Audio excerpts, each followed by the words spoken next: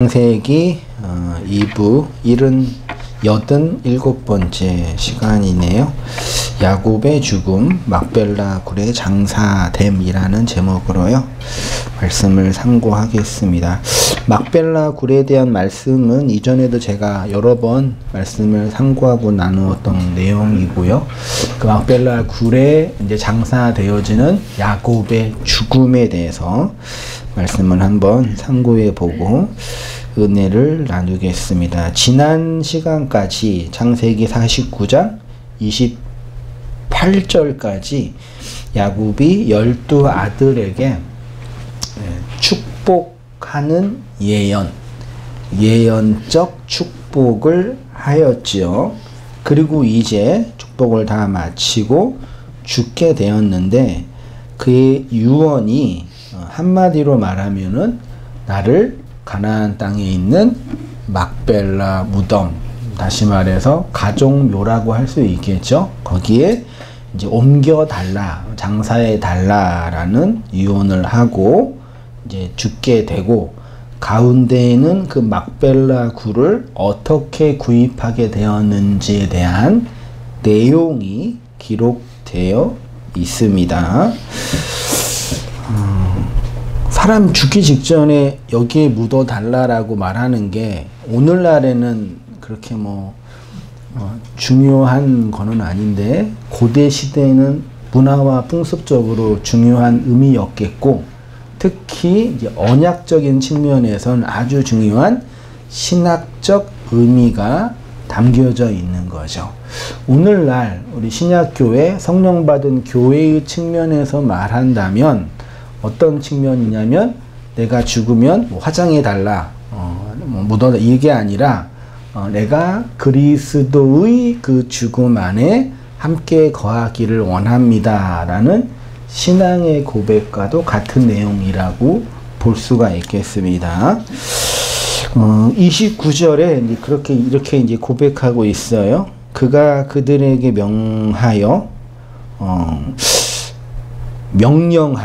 이렇습니다. 내가 내 조상들에게로 돌아가리니 나를 햇사람 에브론의 밭에 있는 굴에 우리 선조와 함께 장사하라 라고 아들들에게 명령을 했습니다.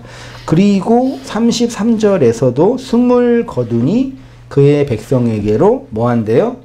돌아간다. 여기 돌아간다, 돌아가니가 흔히 일반적인 의미로는 그냥 죽게 된다라는 의미이잖아요. 우리나라 말에도 어르신들이 죽으면 사망하셨다 이렇게 말하지 않고 돌아가셨다라고 말하잖아요. 그러니까 인간의 본성 안에는, 존재 안에는 여기가 아니라 어디론가 가야 된다. 그걸 이제 본향, 고향이라고도 표현하는데, 그래서 젊어서 태어나가지고 젊은 혈기로 이 세상에서 타지에서 열심히 살다가 이제 성공하고 번성하면은 나중에 이제 나이 들어서 늙고 이제 죽기 직전이 되면은 어디에 가고 싶어 하셔요? 고향. 그 인간의 본성이나 봐요. 근데 여러분 절대 그러시면 안 돼요. 그래서 이제 이제 은퇴하고 이제 나이 이제 들면 이제 어디 이제 고향에 가서 소신이 농사나 짓겠다. 농사가 얼마나 힘든 일인데 그걸 농사나 짓겠다 그러고, 세상에 그 얼마나 힘든 일인데 그게 완전 생노가다예요. 농사는요. 농사나 짓겠다 그러고, 그리고 이제 거기에서 이제 편안한 전원의 삶을 이제 연금 받으면서 이제 보내겠다라고 하시는데 큰일 납니다. 나이 드실수록 병원 가까운데 사람 많이 있는데 그런 데 살아야지 우울증도 안 걸리고 좋아요. 정말이에요. 그 산속에 가면은 이제 더 아프고 또 안 좋고 병원 자주 가야 되잖아요. 우리 아버님, 어머님, 아버지 뵈니까 가까운 데 있는 게 제일 좋더라고요. 가서 걸어가면 제일 좋고.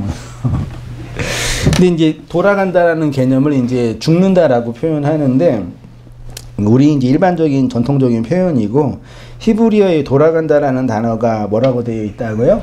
여기 이제 아사프라는 히브리어로 되어 있고요. 여기 아사프가 죽다라는 의미가 없는 것은 아닌데 생물학적인 생명의 종결을 의미하는 측면에서의 죽음을 의미하는 내용이 없지는 않은데 가장 기본적으로 사용된 의미가 이렇게 모으는 거예요. 모으는 것. 고대 시대 때는 뭘 모아요? 곡식을 모으죠. 곡식을 이제 심어서 열매가 나오면 그걸 이제 모아가지고 곡간이나 창고에 저장하지요. 그 모으다는 단어가 아사프예요. 근데 그거를 오늘 본문에는 죽는다, 선조에게로 돌아간다 라는 의미로 이제 한글 성경은 번역을 했습니다. 그러니까 원어적인 측면에서 다시 보자면 내가 내 조상, 아버지들의 집으로 모아진다. 네.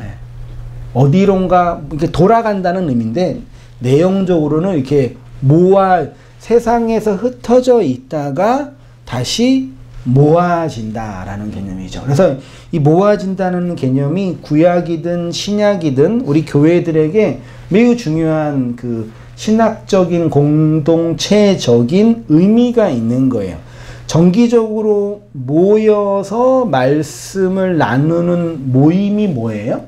그게 오늘날 우리가 말하는 교회 공동체, 교회 모임이에요. 그래서 교회는 건물이나 장소가 아니라 그리스도의 영을 받은 성도 한 사람이지만 그는 지극히 좁은 의미의 교회고 넓은 의미로는 공동체적인 모임을 사실은 교회라 그래요. 그러니까 워낙 이게 건물, 어떤 모임 자체, 권력, 체계 이런 것에 너무 집중해서 이 건물이 교회다, 요게 익숙해져 가지고 건물이 교회가 아니라 우리 자신이 교회다라고만 말하는데 그거는 전체를 말하는 게 아니에요. 그러니까 내가 교회죠. 교회로서 나는 완전한 교회예요. 그치요? 그치만 그 교회는 홀로 있는 존재가 아니에요. 반드시 뭐 해야 돼요? 아사프 해야 돼요. 모여야 돼. 그 모임이 뭐 정기적으로 모이든 어쨌든 뭐 한 달에 한 번 모이든 일주일에 한 번 모이든 뭐 1년에 한 번 모이든 정기적으로 뭐예요? 모임을 해야 돼요. 그게 교회를 교회되게 하는 아주 중요한 내용이에요. 혹자들은 이 묵시복음을 말하는 사람들이 교회로 모이는 것은 목사나 어떤 집단 체제의 정치적인 이유 때문이라고 말하는데 그거는 부정적인 것만 말하는 거고요. 여러분, 플라스틱이 우리 몸에 좋아요, 나빠요? 뭐가 좋아요? 그 기름인데. 나빠요. 그래서 이제 환경론자들이 플라스틱은 몸에 좋지 않으니까 요거를 당장 다 없애야 된다라고 주장을 해요. 환경론자들이요. 그렇게 해버리면 이제 어떤 문제가 생겨요? 막 옷도 벗어야 되고 안경도 못 쓰고 뭐 아무것도 못 해요. 그러니까 이 세상에서 어떤 하나에 꽂혀가지고 그것이 갖고 있는 구조적이고 내용적인 의미를 간과해 버리는 경우가 사람들의 마음 안에 있거든요. 그러니까 워낙 많은 사람들이나 회중들이 이 모이는 교회, 이 건물 교회 여기 안에서 왜곡된 신앙을 배워서 잘못되었기 때문에 그렇게 건물에 모여 있는 건 나쁘다. 그러니까 우리는 다 개인적으로 홀로 그냥 알아서 신앙생활 하면 된다라고 극단적으로 말하는 분들이 있어요. 그거는 마치 플라스틱이 몸에 나쁘니까 다 버리자라고 말하는 것처럼 대안이 없는 얘기예요. 그리고 근본적으로 교회는 반드시 뭘로 모여요? 말씀으로, 나눔으로 뭐 하는 거예요? 모임, 그 교제라고 표현하는데 말씀을 나누는 집단적인 공동체적인 내용을 가지고 있어요. 그게 이제 아사프라는 단어가 가지고 있는 의미인데 이게 모이는 건데 그 모임은 또 한편으로는 뭐라고요? 돌아가시는 거라고요. 죽는 거라고요. 그래서 이 말씀 묵상하다가 교회론의 한 부분이 이제 묵상이 됐는데 교회로 모이는 것은 한편으로 뭐 하는 거예요? 돌아가시는 거예요. 교회로 모임을 한다는 건 한편으로 뭐라고요?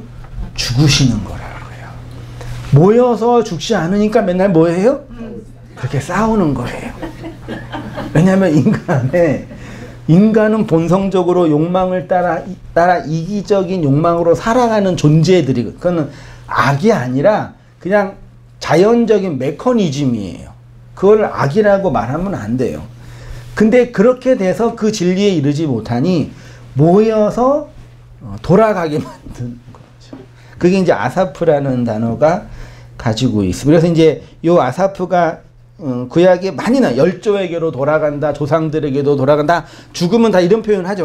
이 단어 뜻입니다. 그래서 이 아사프의 기본적인 뜻이 모으다인데, 이것이 죽음을 의미하게 되는 것은 히브리인들은 사람들이 죽으면 어느 특정한 장소로 가는 것이라고 생각했어요. 이걸 이제 오늘날 종교에서는 뭐라 그래요? 내세 신앙이라고 표현해요. 그러니까 우리가 이 현세에 살다가 육체가 죽으면 어디론가 다른 차원의 존재, 세상으로 뭐예요? 간다. 그게 내세잖아요. 현세가 아니라. 그 죽으면은 영혼들이 모인다는 얘기. 이게 이제 모든 종교에 우리가 죽으면은, 우리 민간 종교나 한국 일반 종교에서도 죽으면은 어디로 가요? 옥황상제 앞에 가가지고 행동한 일에 따라 뭐 심판을 받는 이런 얘기지. 그러니까 모이는 거예요. 죽으면. 그게 이제 기본적인 뜻이라는 얘기죠.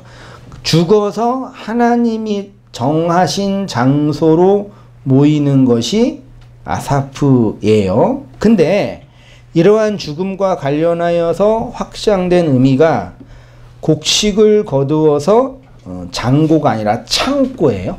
창고에 보관한다는 의미로 뭐가 사용된다고요? 요 아사프가 사용이 돼서, 이 아사프의 명사용 중에 하나가 아시프가 있거든요. 요 아시프가 사용된 곳이 여러 개 있는데, 출애굽기 23장 16절에 본문 보이시죠?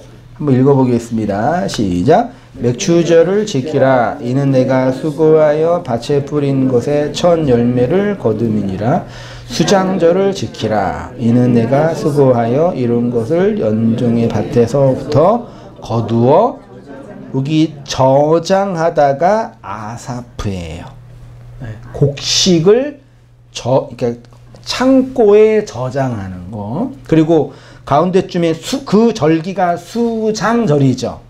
그 수장이 아사프의 명사형 아시프예요. 그러니까 유대인들의 3대 절기가 유월절, 맥추절, 그리고 우순절, 그리고 초실절, 수장절 3대 절기가 있잖아요. 곡식을 씨를 뿌리고 씨가 자라고 씨를 거두고 씨를 뭐 하는 거예요? 저장하는 거죠. 요 절기를 통해서 하나님의 구원과 하나님의 나라의 일하심들을 설명한 거죠. 우리가 어떻게 하나님의 나라와 하나님의 은혜로 구원을 받아요? 맨 처음에 뭘 받아요? 하나님의 말씀을 받아요. 씨 뿌리는 비유 있잖아요. 말씀을 받아서 그 말씀이 우리 안에서 자라서 열매가 되면 그 열매를 뭐 하는 거예요? 거두어 드리는 것으로 구원을 설명하잖아요. 그렇게 옛날에 고대 시대 설명을 했다 이 얘기예요. 이 페이지로 가셔서 전도서 12장 21절에 잘 들어보세요. 전도서 12장 21절에 지혜자의 말은 찌르는 채찍 같고 회 중에 뭐라고요? 스승. 요 회 중이 뭐예요? 모임의 스승의 말은 못이다. 그러니까 모여서 뭘 듣는 거예요? 말을 듣죠. 근데 그 말이 뭐래요? 못이래요. 박힌대요. 이게 모임의 내용의 중요한 의미라는 얘기예요. 마태복음 3장 12절에 손에 키를 들고 자기 타작마당을 정하게 하사 알곡은 뭐예요? 모아 곡간에 들이고 축적이는 던진다. 그래서 믿는 사람은 하나님의 나라라는 천국이라는 좋은 곳에 들어가고 믿지 않는 사람은 불에 타서 없어진다 뭐 이런 식으로 단순하게 이해했는데 아무튼 여기에서 하나님의 시를 받은 알곡들은 뭐인데요? 모아진대요. 그래서 우리가 죽으면 하나님이 원하는 그 장소로 모이는 거예요? 아니, 우리가 죽게 되면 하나님이 정한 그 장소로 가는 거예요. 그렇죠?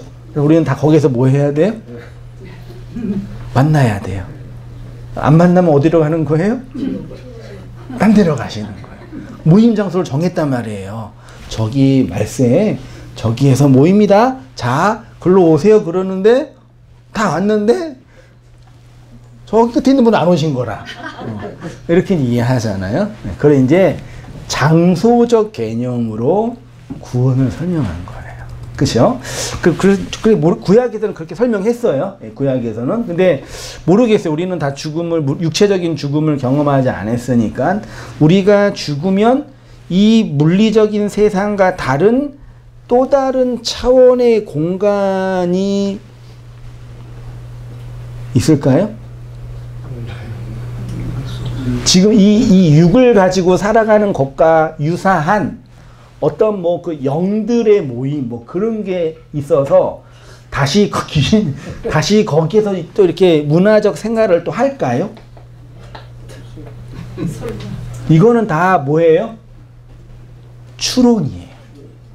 그러니까 가능성.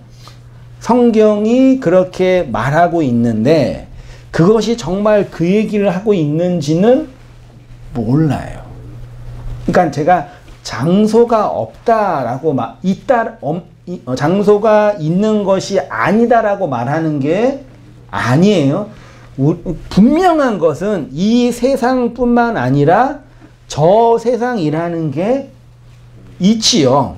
우리는 이 물리적인 육만 있는 게 아니라 하나님의 푸뉴마, 하나님의 루아흐를 받은 영이기 때문에 그 영들의 그 무엇이 있을 거라고 이해돼요.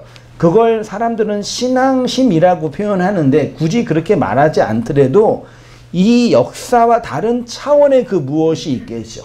마치 이 세상은 대합실과 같고 아파트가 지어지기 전에 모델하우스와 같은 거니까 완성된 그 무엇이 있겠지요.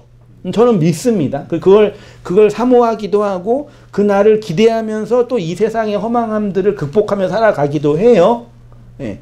근데 그거는 인간의 여러 가지 생각과 사상으로 이렇게 만들어 놓은 오늘날 종교에서 말하는 뭐 예수님 잘 믿고 전도 많이 하고 교회 헌금 많이 하면은 어디에 살아요? 큰 빌라라 그랬나 그분이? 큰 집에 살고 전도도 안 하고 목사님 말도 안 듣고 헌금도 안 하면은 개털모자 쓰면서 이만한 쪽방에서 산 이런 말도 안 되는 건 그런 건 있지도 않고 그 무엇이 있는 거죠. 그런 의미에서 모여요. 그리고 모여서 뭐 하는 거예요? 죽는 거예요. 그게 모임의 본질이에요. 그러니까 야곱이 조상들에게로 돌아가는 것은 조상들 안으로 뭐 하는 거라고요? 모인. 그래서 간다라고 표현해. 굳이 그 무덤 지금 애굽에 있는데 나중에 다시 가는 거잖아요. 이거는 순전히 뭐예요? 야곱의 믿음이고 신앙이잖아요. 하나님이 주신 약속의 땅은 어디예요? 카나안이잖아요. 지성소잖아요. 근데 지금 나는 어디에 있어요? 애굽이라는 이 세상에 있잖아요. 그러니까 나는 반드시 그 약속의 땅으로 들어갈 거야 라는 신앙의 내용이란 얘기예요. 단순히 이거는 오늘날 만화처럼 좋은 곳에 묻혀진다는 개념이 아니라니까요. 모인 자들은 하나님 구약에 보면 하나님은 당신의 백성들을 불러 모으시고 모인 자들은 모여서 제사를 드리고 전쟁을 하기도 하고 율법을 배우기도 하고 금식을 하기도 하고 기도를 해요. 등등등. 이렇게 모이는 아사프가 곧 그들이 죽는 것과 연관되어 있는 거죠. 결론도 쉽게 말하면 교회 모임은 진리의 모임은 모여서 뭐 하는 거예요? 근데 그 죽음은 육체적 죽음이 아니라 말씀의 들음으로 말미암는 무트타무티의 죽음이고 그 죽음 이후에 뭐가 있는 거예요? 부활, 아나스타시스, 진리로 세워져 가는 그 하나님의 이끄심이 있다라는 얘기죠.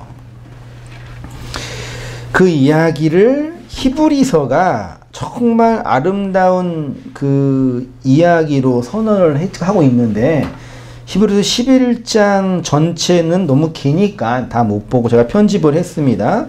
히브리서 11장 1절부터 16절까지 있죠. 한번 같이 읽어보겠습니다. 시작.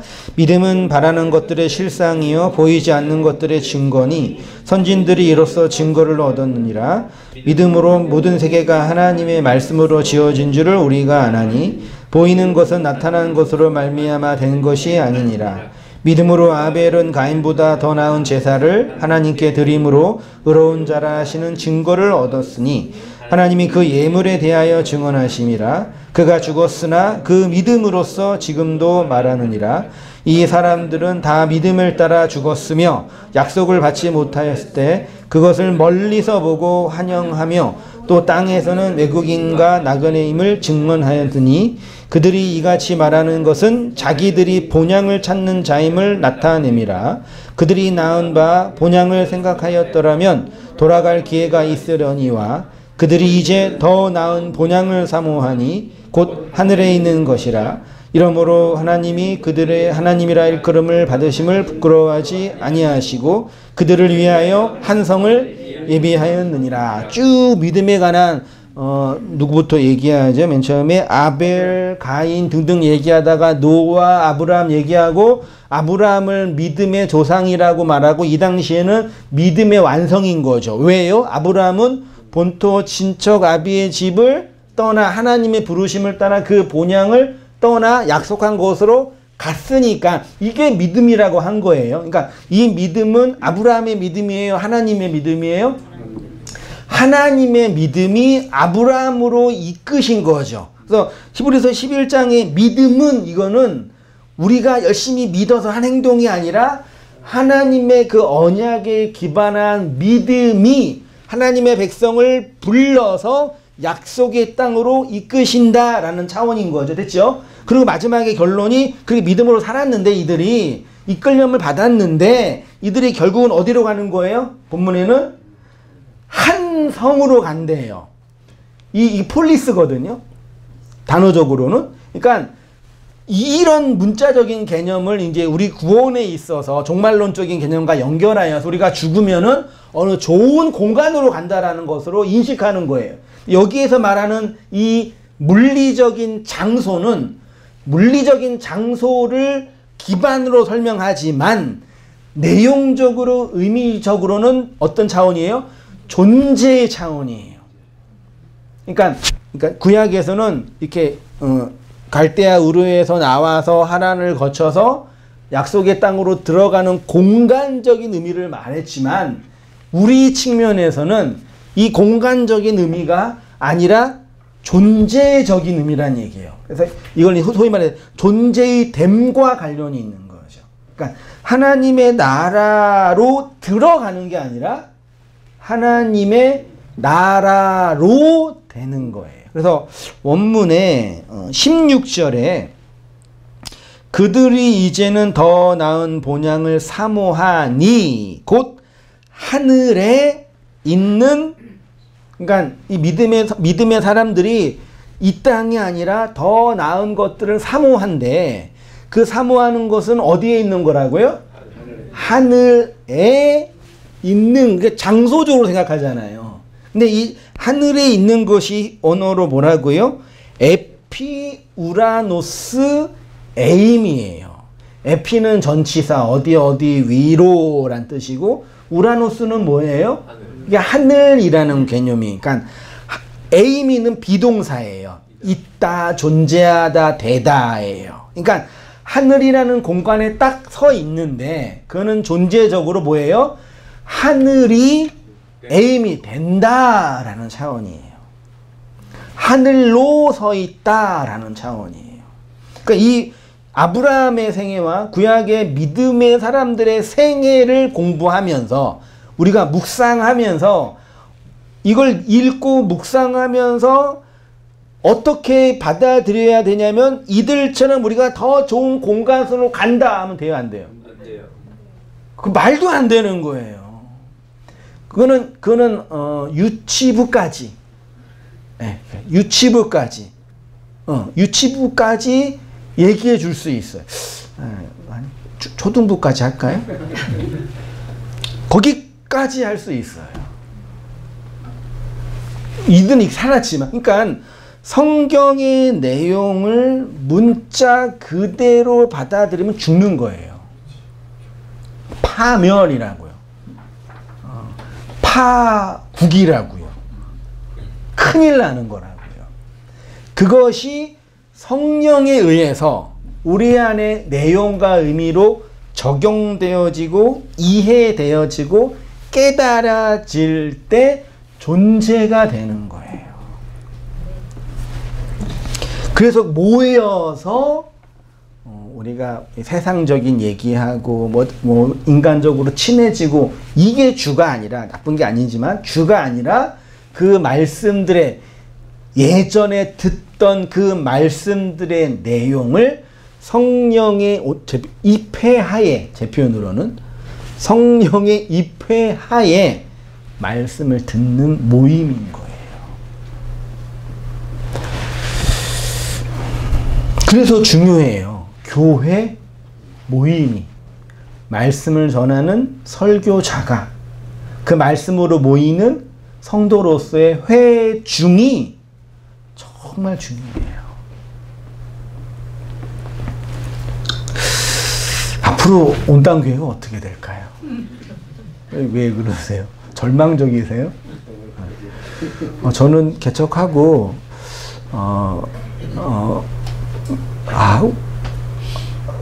엄청 클 거라고 이제 기대하면서 개척을 했죠. 처음에는요. 그리고 이제 말씀을 읽고 묵상하고 생활하고 말씀 나누면서 이게 교회가 그래도 이게 뭐 계속 사람들이 오시네. 안 오시면은 문 닫아야 되는데 왜 이렇게 계속 오시지? 이럴 때가 있어요. 이게 힘들어서 때려치 이게 아니라, 그러니까 제가 이 일의 당사자이면서 주도자이지만 객관적으로 보면은 이렇게 모여서 가는 게 좀 굳이 뭐 이럴 때가 있거든요. 그런 게 있잖아요. 우리 집사님이 그 새로운 성도 지인을 데리고 왔는데 한 말이, 네가 여기 설교 들으면은 되게 어려울 거야. 그러니까 너무 힘들 거야. 이해하고 들어. 이런 식으로 얘기를 했대요. 근데 이제 설교 듣고 나서 집에 가면서 얘기를 하니까 뭐라 그래요? 너무 쉬웠다는 얘기예요. 그렇게 생각하지 못했던 방식으로 하나님이 당신의 일들을 내가 주체처럼 느껴지지만 오히려 나는 객체가 돼요. 내 믿음인지 알았지만 오히려 하나님의 그 믿음으로 하나님이 당신의 교회들을, 당신의 지체들을, 당신의 모임들을 어떻게 해요? 이끌어 가시는 거예요. 저는 매주 놀라요.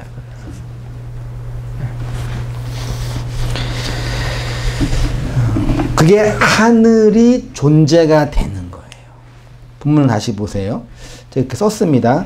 히브리서 11장은 믿음의 장이잖아요. 아벨부터 시작하여 노아 아브라함에게까지 믿음으로 살아간 자들의 모습을 나열하면서 14절에 이들은 자기들의 뭘 찾아요?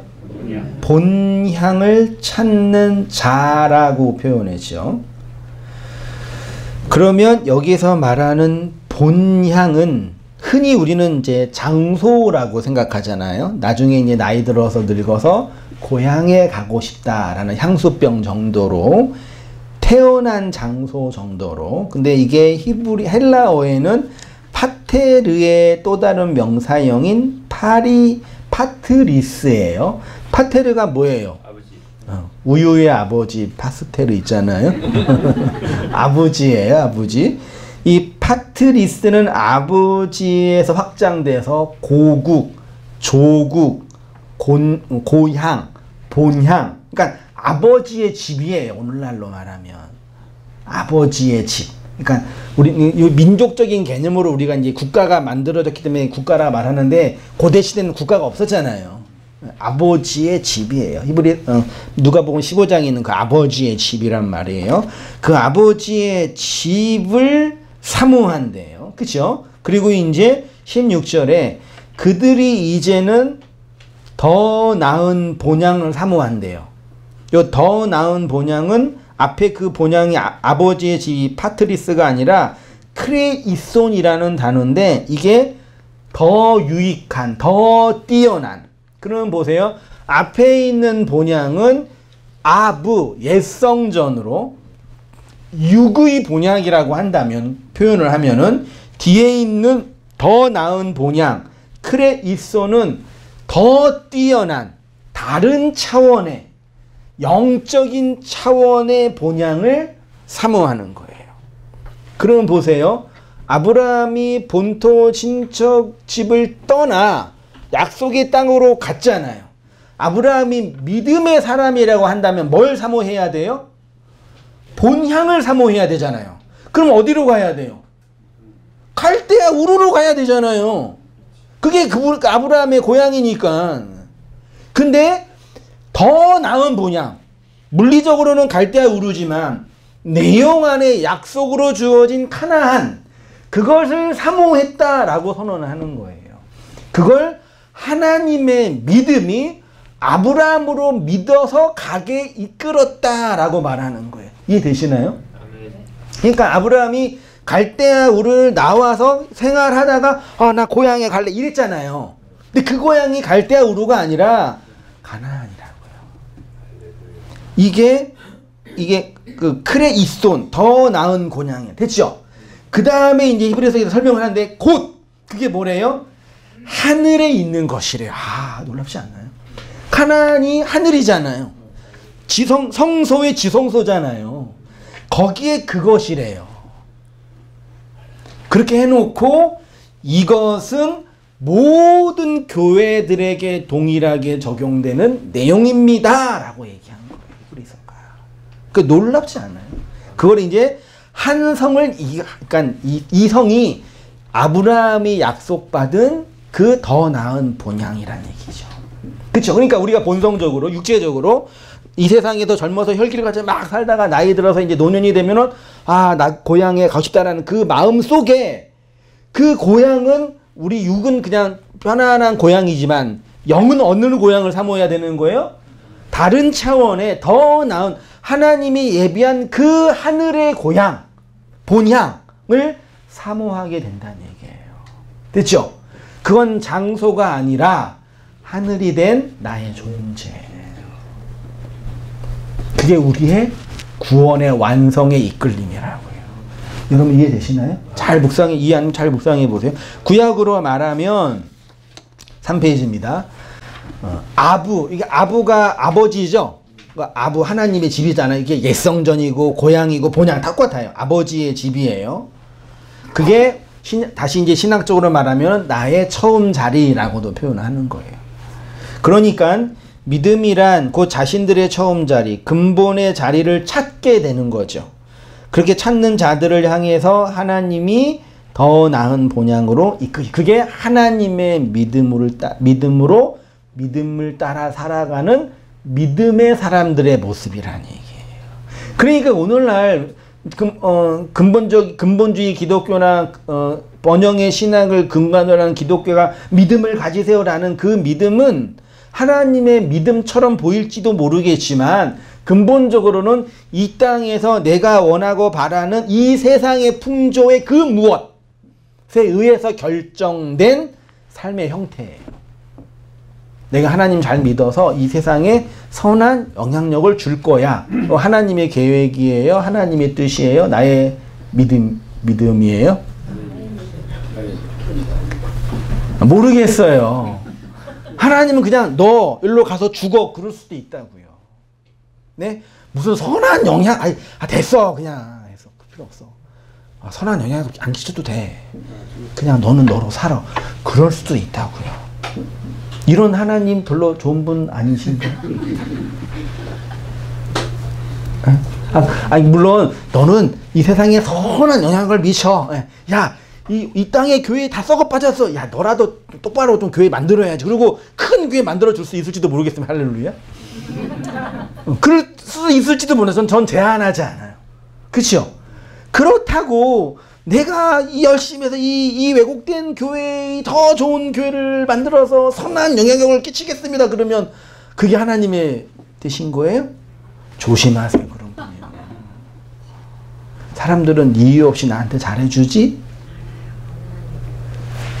어쩌리가 그래. 안 해요.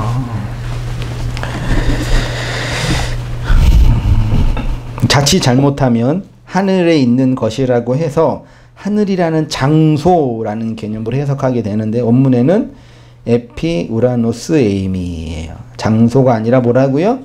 굳이 이제 쓸 단어가 없을 때 존재라는 철학적 용어를 썼어요. 존재됨이라고 표현합니다. 믿음 있는 성도들이 사모하는 더 좋은 본향은 하늘이라는 장소, 더 좋은 장소가 아니라 하늘의 존재가 되는 것이라고 하죠. 이러한 이것이 바로 야곱이 나를 조상의 무덤, 어디 무덤이요? 막벨라 굴, 쌍둥이 무덤, 쌍소멸이 있는 그곳에 넣어달라라는 명령을 한 거예요. 야곱이 명령한 거죠. 이스라엘이 된 야곱이 명령한 거잖아요.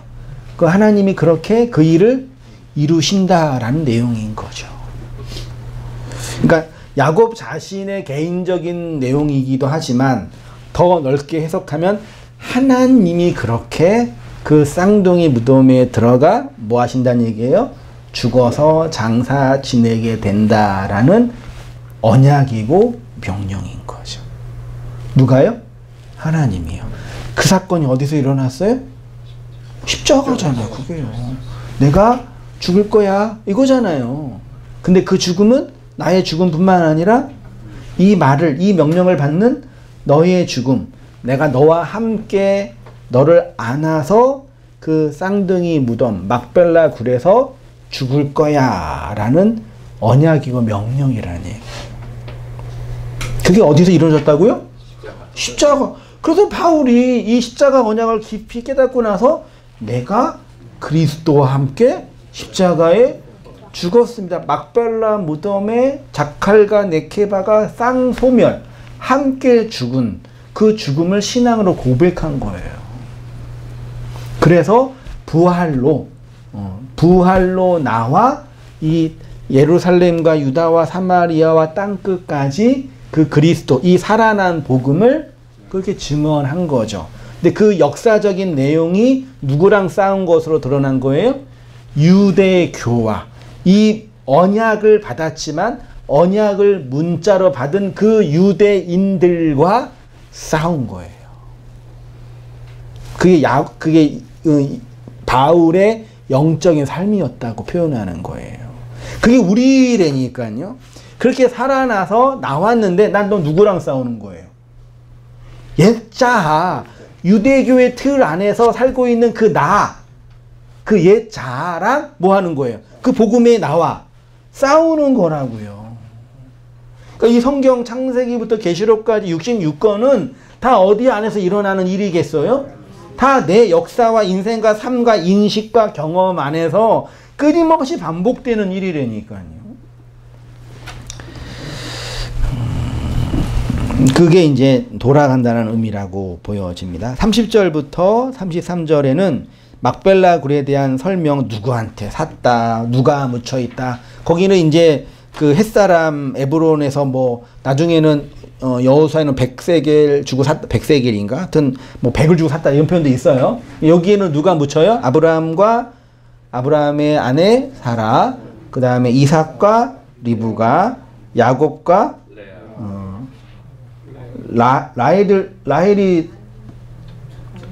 라헬을 사랑했는데 왜 라헬을 안 묻히고 왜 레아를 묻혔어요? 첫째 부인이니까. 그리고 이렇게 이 세 족장이 묻히고 나중에 또 누가 묻혀요? 나중에 50장에 가면은 요셉이 죽을 때 나도 가나안 땅으로 그러니까 지금은 못 가지만 놀라워요. 지금은 못 가지만 나중에 니네가 이제 가나안 땅에 들어갈 거야. 그때 나 데리고 가 그래요. 그러니까 안 거죠 다. 나중에 그때 이제 그러면 요셉이 죽고 몇 년 후에 이스라엘 백성이 가나안 땅에 들어가요? 거의 연수로 400년이잖아요. 그럼 뼈가 남아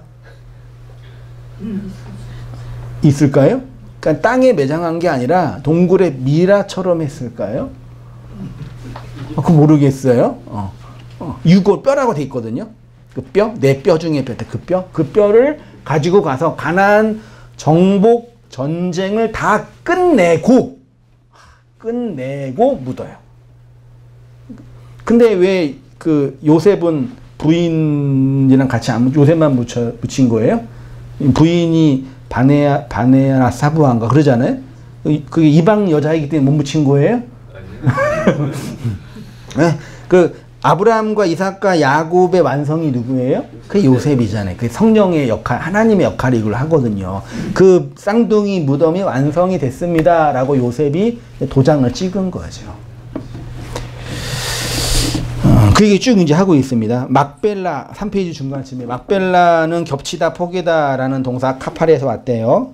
쌍둥이 무덤 직역하면 구약의 4명의 족장이 묻히어 있는 장소이고 나중에 이제 가나안 정복 전쟁 후에 다시 묻히게 됩니다. 요셉이요. 4페이지로 가셔서 자, 창세기 15장의 15장에서 전쟁의 두려움 속에서 불안해하는 아브라함에게 찾아오셔서 하나님이 약속한 것이 뭐예요? 너한테 너무 무서워하지 말라. 내가 너와 함께한다. 난 방패다. 뭐 하다가 이제 핵심은 뭐예요? 너한테 자손을 주고 또 뭐 준대요? 땅을 준다. 그리고 너는 편안하게 늙어서 장수하다가 죽을 거다. 걱정하지 말아라. 뭐 그 얘기를 한 것처럼 보여집니다. 주시겠다고 한 그 자손과 땅이 오늘날 신학적으로는 뭐예요? 하나님의 나라로서의 교회예요. 땅과 자손이요. 그러니까 하나님이 교회인 우리를 당신의 자손과 땅으로 만드시겠다는 얘기죠. 뭐 하시겠다는 얘기예요? 만드시겠다는 얘기예요. 하나님의 백성들을 하나님이 만드시겠대요. 그 만드는 것의 신학적인 의미로 뭐예요? 그거를 오늘날 그 복음주의 운동은 요거를 구원이라고 써요. 근데 원래 구원은 기독교만의 그 구원 단어가 아니죠.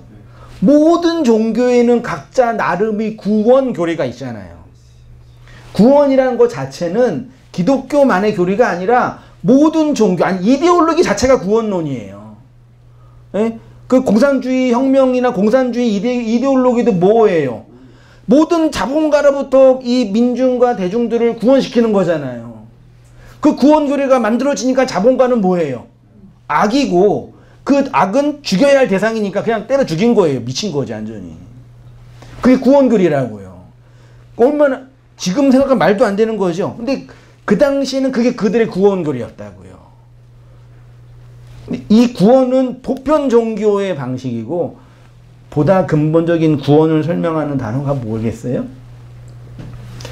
구원을 근본적으로 구원은 우리를 이 세상에서 빼내는 하나님의 방식인데 더 포괄적으로 넓은 의미로는 뭐예요? 그게 하나님의 창조예요. 하나님 백성을 뭐 한다고 그랬어요? 만든다 그랬잖아요. 그게 뭐라고요? 창조라고요. 창세기 1장에 베레시트 바라 엘로임 에트 하 샤마임 이랬지 있잖아요. 그게 태초에 하나님이 천지를 창조했다라는 그 단어가 하나님이 이 온 우주를 물리적으로 창조하시고 물리적인 창조와 함께 시간도 창조했다라는 그런 우주 창조론을 설명하는 본문이 아니에요. 오히려 하나님의 우주 창조론, 이 창조론과 이 세상의 이 소위 말해 진화론을 만드는 빅뱅 논의할 때는 연대가 하나도 안 맞아요. 그 성경에서 허구다라고 말하는 사람들이 그거는 성경 자체가 어떤 내용인지 모르는 인간들이에요. 성경은 이 세상에 물리적으로 어떻게 만들어진지를 증명하는 책이 절대로 아니에요. 그 진화론도 진화론이잖아요. 진화가설이라고요. 오늘날 이 진보신학과 진보주의자들이 정말 착각하고 있는 게 창조론은 신앙이고 진화론은 과학이라고 그러거든요. 개뿔 틀린 말이에요. 진화론도 신앙이에요. 그는 과학을 기반으로 한 게 아니에요.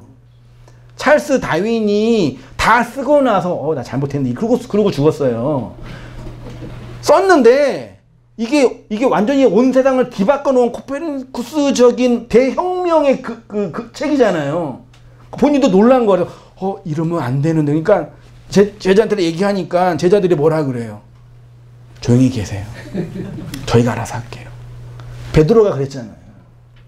그랬단 말이에요, 진짜예요. 그리고 이후에 이성주의가 오면서 몇 가지 이렇게 그 과학적인, 고고학적인 걸 해가지고, 요게 이제 인간이 뭐 네안데르텐인, 쿠로, 뭐 만용해가 연결됐다. 그거 다 사람 뼈에 다.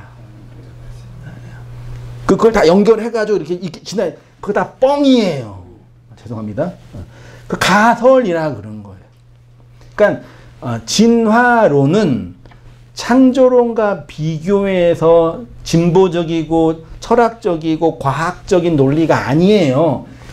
하나님 믿지 않는, 하나님 싫어하는 무실론의 구원론이에요. 그거라니까요. 그러니까 그런 가설이 있을 수 있죠. 그럼 그렇게 하면 되지. 예, 이런 가설. 근데 오늘날에는 이 기독교 신앙이 천덕꾸리가 돼가지고 왜곡되게 사람들이 살고 있어서 그렇게 이제 오해하고 있는 거예요. 무슨 원숭이가 사람이 돼요? 말이 돼요, 그게? 뭐 수만 년의 이게 시간을 거쳐가지고 가능해요? 전자제품 모아가지고 딱 던지면 그게 시계가 돼요? 돼요, 그게. 어떻게 돼요? 무한한 시간이 반복되면 된대. 그게 진화론이라니까요. 과학적으로 증명이 안 된 거예요.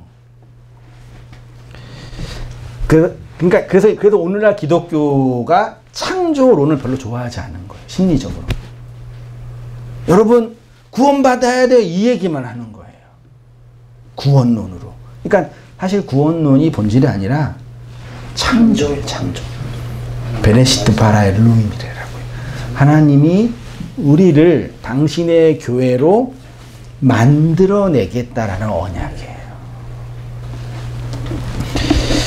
이건 신학적인 표현이고. 근데 그러면 어떻게 만드냐? 결론적으로. 그럼 뭘 사용해요? 이 세상이라는, 율법이라는, 악이라는 이 어둠의 세상을 재료로 해서 뭐 하는 거예요? 이 세상은 지옥이죠. 지옥은 멀리 있는 게 아니라 여기가 지옥이고, 여러분이 지옥을 못 느끼고 있는 거는 돈도 있고 명예도 있고 법과 규칙이 있기 때문에 지옥이라고 못 느끼는 거예요. 그게 다 없어지면 금방 걱정하지 마세요. 지옥이 돼요. 정말이라니까요. 여기가 지옥인데 우리의 본성과 성향대로 살아가면 지옥이 되는데 그럼 다 죽어버리잖아요. 없어지잖아요. 그러니까 어떻게 해요? 그걸 보호하는 게, 포장을 하는 거예요.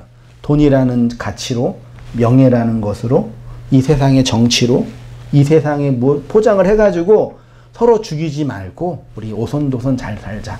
이게 이 세상의 지옥에서 살고 있는 인생들의 모습이에요.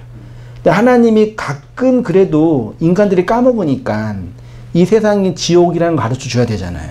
그래서 어떻게 해요? 히틀러도 나오고 무솔리니도 나오고 김일성도 나와서 인간의 그 밑바닥을 다 보이게 하시는 거예요. 그럼 거기가 어떻게 해요? 아니, 오늘 우리 집 문명사회, 이 자본주의 사회에 건전한 시민으로 살고 있으니까 이게 지옥인지 모르지. 수십 년 1차 대전, 2차 대전, 한국전쟁, 수많은 전쟁 지금도 있잖아요. 그 포탄이 떨어지는 그 땅이 거기가 지옥이 아니고 뭐예요? 사람을 그냥 뭐 옛날에는 때려 죽였는데 때려 죽이면은 도덕적으로 좀 뭐냐 죄책감이 있으니까 요즘 어떻게 죽여요? 그냥 드론들 던지잖아요. 그러니까 아무도 안 죽인 거예요. 그러니까 드론 조종사들도 이게 게임인지 사람을 죽이는지 분간이 안 되는 거예요. 그러니까 도덕성이 파괴되는 거죠. 지옥인데 잠깐 이렇게 포장되어 있는 거예요. 그리고 가끔 우리 인생 속에서 이 경쟁에서 밀려 가신 분들이 개인적인 지옥을 경험하는 거예요. 우리는 좀 보존이 되는 거지. 돈도 있고 명예도 있으니까 좀 보존이 되는 거고, 거기에서 다 이걸 잃어버리고 경쟁에서 밀리는 어떤 분들은 오늘날 지옥이 있는 분들 너무 물리적인 지옥에 있는 분들 너무 많다니까요. 물리적인 지옥뿐만 아니라 마음의 지옥은 한두 분인 줄 아세요? 혹시 몰라요? 여러분 중 있을 수 있어요. 마음의 지옥은 한두 분인지 아시냐고요. 이 세상이, 그러니까 지옥이라는 세상을 변화시키는 게 아니라 이 지옥이라는 세상에서 우리를 불러 모아 하나님의 백성으로 창조해 내시는 게 하나님의 구원의 방식이라니까요. 그래서 하나님의 창조의 부르심을 받은 성도의 가장 큰 우선적인 인식은 이 세상이 지옥이고 내가 지옥의 사탄 마귀라는 걸 인식하는 것에서부터 출발. 그게 본토 친척 아비의 집을 떠나 나오는 방식이에요. 우리가 육을 가지고 물리를 가지고 있으니까 그 지옥의 경험 속에서 정신적인 뿐만 아니라 물리적인 고통도 동반하게 되는 거죠. 돈도 잃어버리고 관계가 깨지고 모든 사람이 나를 비난하기도 하고 실제로 물리적으로도 경험하죠. 그렇게 해도 모르는 인간들도 있긴 있어요. 그렇게 해도. 그렇지만 어떤 분들은 그런 경험 속에서 이 세상이 지옥이구나. 부모도 나를 버리는구나. 이렇게 경험하면서 이 세상에서 하나님이 불러주신 그 부름의 창조의 목적을 따라서 이끌려가는 자들을 뭐라 그런다고요? 그 교회라. 더 나은 본향을 사모하는 자들이라고 하는 거예요.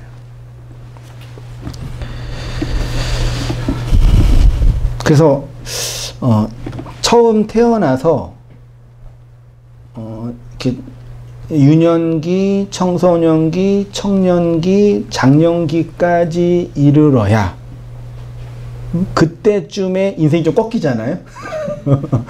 그때 이제 오는 거죠. 뭐가요? 이 세상이 지옥이라. 물리적인 나이가 아닙니다. 물리적인 나이가 아니에요.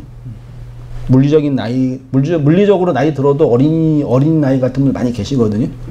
물리적인 나이가 아니라 존재론적으로 그렇단 말이에요. 그래서 이 세상에서 젊은이의 청년 마음으로 열심히 살아가는 자들이 있는 거예요. 불러 나오는데 그게 지옥이고 그게 무덤이고 그걸 또 뭐라 그런다고요? 자궁이라 그래요. 요 자궁이 히브리어로 뭐와 관련되어 있는 단어예요? 헤세드. 하나님의 자비와 관련된 단어예요. 그래서 자궁은 생명이 창조된 곳이지만 그 창조는 반드시 자칼과 네케바의 죽음 속에서 창조되는 거죠. 그렇죠? 그래서 에스겔서 37장 12절 보세요. 그러므로 너는 대언하여 그들에게 이르기를 주 여호와의 말씀에 내 백성들아 내가 너희 무덤을 열고 너희로 거기서 뭐 한대요? 실제로 이거를 하신 분이 누구예요? 예수님이 나사로한테 나와라 그랬잖아요. 이거예요. 무덤에서, 이 무덤이라는 세상에서 나와라. 내가 너희를 나오게 한다. 그때 내가 너희의 뭐가 된다? 하나님이 된다. 라고 하는 거예요. 그래서 성경에서 자궁과 무덤은 같은 장소라고 하죠. 그래서 시인들이 나 곧 힘들어요. 그때 어디로 들어간다 그래요? 엄마의 자궁으로 들어간다 그러잖아요. 태초에 하나님의 천지를 창조하시라는 이 물리적인 우주의 창조가 아니라 자칼과 네케바의 서로 죽음을 통해서 하나님의 교회를 탄생시키는 구원의 내용, 그게 베레시트 언약이라고 흔히 이제 새롭게 쓴 표현이잖아요. 막벨라 굴이 바로 이렇게 자칼과 네케바 만나서 쌍으로 죽는 거죠. 그래서 아브라함과 사라, 이삭과 리브가 야곱과 레아가 매장된 거고, 야곱은 홀로 완성된 자로 서 있는 거죠. 그래서 놀랍게도 요셉은 그 부인과 함께 장사되지 않았지요. 왜냐하면은 신학적으로 아브라함과 이삭과 야곱을 완성하는 역할, 하나님의 역할을 하니까. 그래서 아브라함이 하나님, 이삭이 하나님, 야곱의 하나님은 계시지만 요셉의 하나님은 계셔요, 안 계셔요? 성경에 안 계셔요. 요셉의 하나님은 안 계셔요. 하나님이 없는 게 아니라 요셉이 하나님의 역할로 서 있는 거죠. 그러면 하나님이 하나님의 백성을 만드는 자궁의 역할을 하는 곳이 넓게 보면은 이 세상, 호코스머스, 그게 육체고 그게 성경이고 이 세상이죠. 그게 무덤이에요. 그걸 지옥이라 그러고. 됐죠? 그래서 예수님이 산상수훈에서 이 오리라도 다 갖기 전에 에스카토스, 고드란테스 하기 전에는 어디서? 이 지옥, 율법의 감옥에서, 욕망의 감옥에서, 세상의 감옥에서 나오지. 니네가 돈 내야지 나오지. 이 값을 지불해야지 나오잖아. 근데 그 값을 내가 지불할게. 그게 에스카토스, 고드란테스 10의 하나, 10의 하나라 완성되는 그 말씀으로 나오게 한다. 그게 산상수훈이잖아요. 그게 11조잖아요. 그렇죠? 근데 그 11조를 돈으로 말하니까 말이 되냐고요. 정말 그러면 안 돼요. 나빴어 정말. 돈과 함께 망하는 거예요. 그러면요. 시몬이 그랬잖아요. 그 제자들의 성령의 능력을 돈으로 살려고 그랬잖아요. 이게 또 장사 좀 되겠는데 완전히 이거 블루오션이 그랬잖아요. 블루오션. 돈 얼마면 되겠어 그러니까 미친놈 죽어라 그랬잖아요. 제자들이. 똑같은 거래 이거 오늘도.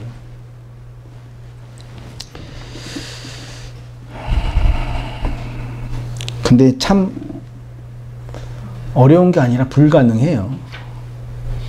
이 보편 기독교, 종교 기독교 권력 체계 안에 있는 이 기독교 체계 안에서 교회를 주체적으로 운영하는 목사나 설교자나 교사들이 그렇게 돈에서 자유로울 수 있는 거는 제가 볼 때는 불가능한 것 같아요. 그러니까 기대하지 마세요. 저한테도 기대하지 마시고 기대하지 마세요. 아무도 자유로울 수 없어요. 이 세상이 무덤이고 지옥인 거죠. 그것을 알지 못하면 이 세상에서 나올 수 없겠죠. 그것을 알아야 더 나은 본향, 에피 우라노스 에이미, 하늘의 존재, 하늘적 존재, 하늘이 된 자라고 표현합니다. 무덤이라는 이 세상에서 하나님의 죽음 안에서 함께 죽은 그 죽음으로 교회가 창조가 됩니다. 5페이지입니다. 그래서 성도는, 성경은 성도를 이 세상에서 불러냈다고 표현하는 거. 그 에클레시아 불러낸 거잖아요. 교회. 구약의 성도들은 자신들이 구덩이에 빠졌고 구덩이에서 하나님이 구원하셨다라고. 이사야 38장 17절 보소서 내게 큰 고통 있죠. 이게 마라예요. 마르. 마라가 뭐예요? 마르가 쓴 고통이죠. 쓴 물에서 쓴 것에서 더하신 것이 뭐라고요? 이것도 마라예요. 마르예요. 마르예요. 마르에서 있게 한 것은 내게 뭘 주려고요? 샬롬을 주려고. 샬롬을 평안을 주려고 했다. 예. 그리고 이제 주께서 나의 영혼을 사랑하사 멸망의 뭐라고요? 구덩이. 멸망의. 이게 구덩이고, 이게 움푹 파인 구덩이. 이게 무덤이에요. 이게 지옥이고요. 그래서 요셉이 구덩이를 빠진 거죠. 예. 거기서 나온 걸로 이제 경험한 거죠. 하나님의 말씀을요. 거기에서 뭐 하셨대요? 건지셨고 나의 모든 죄는 주의 등 뒤에 던지셨습니다. 시편 40편에 나를 기가 막힐 뭐예요?